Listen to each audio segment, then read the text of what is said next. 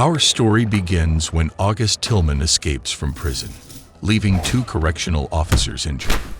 The incident is notorious, and the authorities are under pressure to come up with better solutions. So, a special task force is put together to catch fugitives, starting with Tillman. But what's really special about the task force is all its members are in jail at the moment. Gunderson is your regular caveman. She is the chaotic neutral version of an entrepreneur. Philly is the honey trap, and Dr. Lloyd Lowery is the nerdy gambler. That's when the whole circus begins, with U.S. Marshals Ray Zancanelli and Charlie Duchamp as ringleaders. The cons are promised time deducted from their own sentences for each prisoner they help to catch. Introduced as special deputies when introductions are necessary, the only weapon they are allowed to carry is a phone. While the team learns more about Tillman, Julian Sims is in charge of research. She is a civilian analyst who suffers from social anxiety and tries to hide it from everyone. One of her leads takes the team to a crime scene. The victim is a guy who went to school with Tillman, and they're both connected to a bank robbery years ago. There was someone else involved, never identified. Tillman's partners must have decided to split his share among them, in the hope he would stay in jail for much longer. Now he's taking them down one by one until he finds the money. From a yearbook picture, they get a name for the potential third suspect, Jimbo. It's time to pay him a visit, then. But Gunman the caveman won't be joining them anymore. Apparently, hiding a knife in your sock the first time the squad is eating out is kind of frowned upon. By the time they get to Jimbo's, Tillman has left the house, and Jimbo's soul has left his body.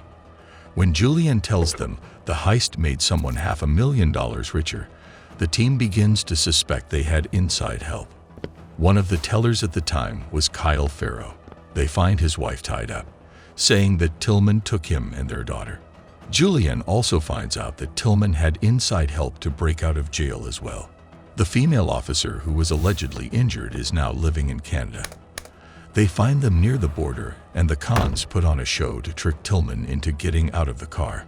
A bomb mounted on the kid's chest is his failsafe, but Charlie takes care of him before he can reach his phone and detonate it. Now the first fugitive is down, and the cons are 1 month closer to their freedom. That's when we find out Zancanelli is in a halfway house. He used to be a marshal, but now he is also a convict. And Charlie has a secret of his own. His heart condition kept him behind a desk for years. This task force is a last chance for both of them. Now Shia and Lowery are living it up in a minimum security prison, but Philly got sent to an even worse one after Charlie found out she abused their trust and moved some money to her overseas account. The initial Fantastic Four are now just to do it, but not for very long. Charlie is busy recruiting her replacement. Erica might be as easy on the eyes as Philly was, but her past is a bit more colorful. She has a tally tattoo on her arm, and let's just say she's not counting how many hearts she broke. Capturing a man named Xavier Price is their second assignment. His wife and their church say he's innocent, but it's revealed that his doll collection is just a miniature version. The real one is a collection of kidnapped women. The psycho keeps them locked up for months in different basements. Zancanelli and Charlie keep clashing over small stuff, and it's obvious that they're both trying to assert dominance. Lowery is also having arguments all the time because of his annoying personality, always trying to justify prejudice or making intrusive questions. At least he's the one who cracks the case this time by profiling Xavier correctly. But when he pushes the new girl too far, Erica shows her true colors. And from Lowery's face, they are all shades of red. She gets grounded in handcuffs while the others go get Xavier. Zancanelli wants her out of the team. Not just because of the fight, but because of the 5 murders in her file. She wasn't charged due to lack of evidence, but that's still scary. None of the others are that hardcore. In a little closed-door chat, Charlie tells him that Erica's father was murdered when she was a young girl. 6 men were involved. She managed to track them down and make 5 of them pay for what they did. The police only got enough evidence about the weapons, and she was also forced to leave her little daughter when she got arrested. Ray reconsiders his position after that conversation, letting her back in the team with a warning. She gets to move to Maybell Minimum Security Prison, like her teammates. Their next target has significant skills in prison break. It's a Mr. Theodore Bagwell, also known as T-Bag. In need of a new prosthetic arm, he hijacks the ambulance that is transporting him. The teen finds out he's after two men who wronged his mother in her deathbed. His encounter with the first one shows him what kitchen nightmares really mean. Then he goes after the other one and makes sure to keep the man's nose to the grindstone. For Lowry, profiling a guy like that is a treat. He predicts that T-Bag won't miss a chance to see his mom one last time. Sure enough, that's exactly how they managed to catch this mama's boy, bagging one more month of freedom for themselves. On visitation day, Erica struggles to admit that no one is coming. Waiting for her outside, she teases Lowry about his interest in Julianne. He claims to be fascinated by her mental problems, in a strictly scientific way. When Erica finally joins them, they get started on the next job. The runner is pedophile Joseph Ramsey, and his victims are all 8-year-old girls. The case is a trigger for Erica. She's already on her limit because of her ex Denny. He doesn't let her see her kid anymore. In a harsh tone, Charlie tells her that everyone has personal problems, and she's not special. The child who first accused Ramsey is a girl named Tess. Talking to his cellmates, Zancanelli finds out that he was obsessed with her. At her school, they arrive almost at the same time as Ramsey. Erica chases him through the woods, but he vanishes again. While they're trying to profile him, Charlie's own personal problems start to show. His wife, Marisol, shows up unexpectedly. The look on her face tells them that their boss is gonna sleep on the couch tonight. She wants him to take some time off for the romantic trip they had planned. Charlie tries to explain that he can't go now, saying that the task force is too important. He fails to see the implication of those words. Lowry tries to profile Ramsey, but this time he's way off. Not his fault, actually. Everyone assumed Tess was telling the truth. But the girl was just too afraid to accuse her own dad, who was the actual abuser. Ramsey's case is then reopened. The case is so emotionally charged that all of them end up letting their guard down a little. Except for Marisol, of course. She's still mad. But the truth is Charlie's work is never done, and soon there's another criminal on the run. Lila Tompkins is some kind of reversed Tinder swindler, and not even Lowry can figure her out. She keeps escaping through their fingers by using a network of loyal admirers. Eventually, Layla begins to run out of options. Reunited with her teenage son, she threatens to take her own life, but Zancanelli stops her before she can do it. That's when a very serious threat comes up. Christian Beaumont is not only a terrorist himself, but he also worships other people like him. The 10th anniversary of a high-profile execution is what triggers him to escape. He plans to celebrate the occasion with a number of attacks. The postal office is his first target, and Beaumont doesn't stop there. Hacking into the U.S. Marshals network, he gets Charlie's home address. Marisol then receives a suspicious package that turns out to be a bomb. She survives with a few injuries, but that makes Charlie lose the objective stance he has kept since the beginning. This time the roles are swapped, and it's Zancanelli who has to talk some sense to him. Beaumont happens to be their second fugitive with mommy issues. Mrs. Beaumont was fired because of her son's explosive hobby. Instead of repenting and trying to change, he plans to blow up the government building where she used to work. That's supposed to be his grand finale, but the bomb is defused and the terrorist is sent back to jail.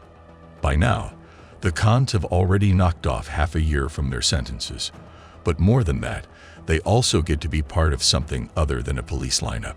And after a guy like Beaumont, regular fugitives will be a walk in the park. Or so they think. During visiting hours, Mars O'Connell takes a hostage named Starla Rowland and uses her to escape. It is soon revealed that she is actually his girlfriend, and the whole thing was staged. Lowry initially believes her to be the weaker link, but her actions prove him wrong. The couple has a simple but effective escape plan, always using hostages to keep the authorities at bay. Zancanelli comes up with a risky strategy. He lets Starla take him and Lowry hostage. Julianne tracks their phones while the kidnapper eventually takes them to O'Connell. The job is completed successfully, but all that happy team building is again at risk. As Lowry was never told about the plan, he believed to be in much more danger than he really was, and now he resents the others for not telling him. Trying to lighten up the atmosphere as much as possible, Zancanelli organizes a little contest among the cons. The prize is a dinner coupon from a steakhouse, and it's going to whoever performs better in the next case, which is a very bizarre one. 2 inmates escape inside the coffin of a third one, who didn't die of natural causes, by the way. A notebook is retrieved by the team, and it's full of coded messages between the 2 vampire wannus. Lowry works on the code while the others track down the fugitives. They are found in a small town and a shootout leaves Charlie injured. By then, Lowry has deciphered the journal, and they use it to manipulate the criminal, making them turn on each other. Erica's bravery earns her the coveted coupon. Her effort to win the competition was evident to everyone, but to their shock, she rips it in 2. Explaining that she is actually a vegetarian, Erica says she just wanted to beat them. So much for team building, right? Maybe Zancanelli should have tried a collaborative game instead. But it's not like these guys don't have any other friends just because they're in jail. She has a girlfriend named Vanessa, and they are actually in love. He tries to arrange a more private date, but Charlie forbids that. Working on the new case, they watch an inmate who had conjugal visits with several different women. Frustrated by the injustice, she decides to bypass the prohibition. It doesn't have to be in his cell anyway. His job with the task force offers plenty of opportunity for such a play date. He gets what he wants, but is at the expense of Julianne's trust. Not easily fooled, she gives him a lecture on how this could have gone south for both of them. She is not ashamed to admit that she is a prisoner of her own mental illness, but she's also working hard to regain freedom like the rest of them, and that job has an essential role in that process. Ashamed of what he's done, he tells Vanessa that they must be careful from now on. If he follows the rules, he'll be free to be with her much sooner. The noble speech could make us cry, but only until he gives her a diamond that he has just stolen from the crime scene. When they're called in for the next job, Shia accidentally overhears a private conversation. Charlie is telling Zancanelli about his chances of getting his badge back. Until now, the cons had no idea about that situation. She decides not to say anything for now, and they all just get to work. Virgil Downing is a hitman with an extensive reputation, but now that he busted out of jail, it seems like his impressive skills are no longer for sale. The new victims are all connected to a girl named Genevieve, who was attacked in a frat house before she dropped out of college. During the investigation, Shia can't hold his tongue for too long. He tells Erica and Lowry what he heard before. They don't pay him much attention until he says the whole deal could be bogus. It's not like anyone else had confirmed their sentence reduction. Of course, they could simply contact their lawyers, but what's the fun in that? So they keep dropping accusatory remarks until Zancanelli snaps. He tells the truth and even reveals his crime. He took cash from a bust to buy his daughter a used car. Her stepfather was planning to give her a brand new one for her 18th birthday, and Zancanelli didn't want to look like a loser. The cons are not as relieved as he clearly expected. Grateful as they are for the opportunity, they are always treated like garbage by him when he was none the better. Angry as hell, he begins to shout about their shameful past. Charlie is the only one trying to stop him, probably because Erica and Cher can't wait until he gets to Lowry. No one knows how that nerd got a 25-year sentence. It turns out he sold drug prescriptions to cover his gambling debt, and it caused a teenage girl to OD. The mention of that incident is the first thing that truly affects Lowry. Back to the current case, they find out Genevieve's father was the guard who let Virgil escape. He hired him to avenge his daughter. Virgil ticks off every person on the list except for the last one, because Charlie gets there first and stops him. Trying to fix the damage to the team's unity, Charlie decides to come clean as well. He tells them about his heart condition, which is much worse than even Zancanelli knew. Weeks later, however, his watch disappears. It was a gift from his grandfather, and Charlie begins to suspect the cons. While they track down a psychiatric patient named Bennett Ballister, the already fragile trust they had in each other erodes even more. Finally, Zancanelli finds the watch in the bathroom, and Charlie apologizes to everyone. Just when things are starting to get better, Charlie has an unpleasant visitor. It's Chief Director Richard Wendell, who is not a fan of this task force, who tells Charlie to keep the cons in a much tighter leash, and he also wants Zancanelli out. Everyone can hear it when Charlie tells his superior to back off. Wendell threatens to put him behind a desk if anything goes wrong, but he still stands with his team. In the end of the day, what looked like a threat was actually just what the group needed to get back on track. Next in line is Carmen Vega, who used the funeral of her own son as an opportunity to run. Shia used to do business with her a long time ago, and he says that's the meanest person he ever met. Posing as the innocent wife of a deceased drug lord, Carmen is the actual boss in the whole cartel. Charlie agrees to keep Shay on the sidelines to avoid conflict inside the prison. But then he gets a horrifying call from his girlfriend. Carmen knows all about his deal with the marshals. Her men took Vanessa to make sure he'll cooperate. Now Shia is in an impossible position. Knowing Carmen, she won't hold up her side of any deal. Vanessa's only chance to survive is to be rescued by the marshals.